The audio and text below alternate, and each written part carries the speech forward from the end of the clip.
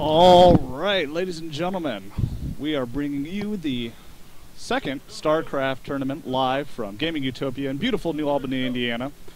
And our first match today, we have Kai as the Zerg player versus Silence as the Protoss. And we're playing on Way Station, one of the new maps brought to you in the Blizzard Ladder. I'm predicting a very interesting match. PvZ is one of the better matchups of all the matchups, and I think we're going to see some interesting stuff.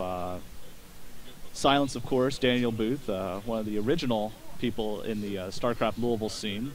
He was very kind enough to create the trophy, actually, for the last tournament. Did an excellent work on that. And he's also the developer of the SC2 Replay Depot. So if you get a chance, go ahead and check that out whenever you can. And here he is, starting up in the top left corner. Silence, our Protoss player. It looks like we're dealing with some long spawns today, and that can lend itself to some nice macro games. And here we see Kai in the lower right-hand corner. Just getting off to the normal builds. We're not seeing anything too crazy. Standard GLHF coming out from Kai, which I'm sure Daniel will respond with. Yep, there it is right there. Of course, we have the natural base right here. And then for your third base, you kind of have to make a tough call. You can take this base right here, which is a little bit closer and easier to defend, especially from the ground, because you only have that one pathway, and you can just put up defenses right up through here. Here's Silence coming in with a quick scout, just double-checking. He's actually scouting the wrong natural, though. He might be... Well, no, he's not trying to proxy or do anything crazy. He's just setting stuff up. Or you can take your third base over here. If you take it over here, it's a little bit closer, harder to attack by air, but it's also very vulnerable to this other side. Oh! Silence! He is doing a proxy pylon. I'm predicting a 2-gate out of him. He's cheesing the mess out of our Zerg player. Is it going to work? We haven't seen what our Zerg's going for. Usually at about 15 is where you decide, looks like he's going to take an expansion. This is going to be absolutely devastating. In tournament play, particularly in best of threes, you've got to make sure you get that scout off earlier just to make sure your opponent isn't doing anything crazy. And this is exactly why, is because if you can just have an early loss right here. Here's the first gateway. I don't think that... No, that Overlord's not coming anywhere near it. And there's no way he scouts this in time, unless... oh, wait. No, he's going to the main. Yeah, he's not going to scout this in time. I'm predicting a very quick and early win from the Silence here, using this 2-gate aggression. It's just so hard to deal with as a Zerg if you don't see it coming, and this is a great map for it, because how are you going to check down here?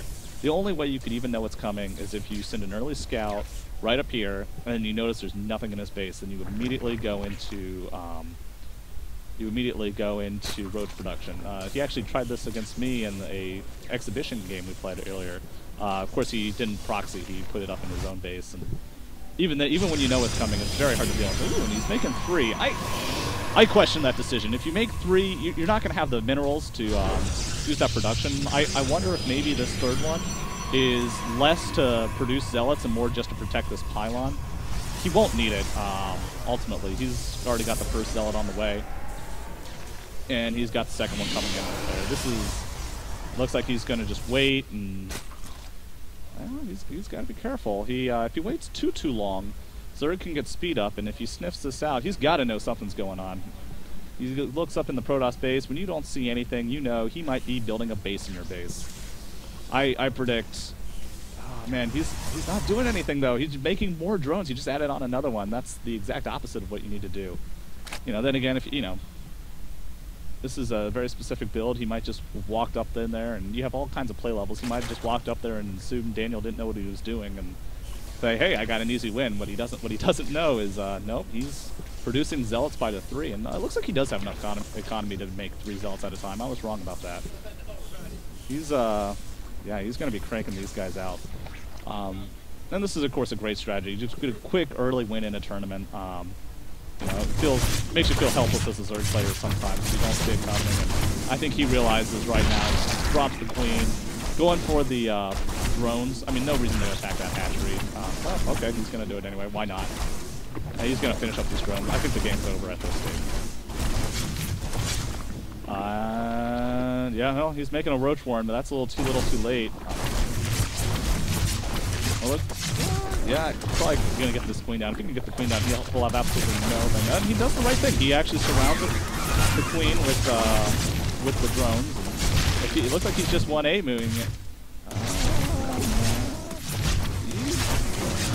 He might get a couple roaches out to fight this, but he's already lost all of his runs. I think it's pretty much over now. Queen retreating. 4 roaches on the way. Again, I think that's just a little bit too little, too late. If Daniel really wanted to seal the deal, he can take an expansion right now. What's he going to do about it? Absolutely nothing.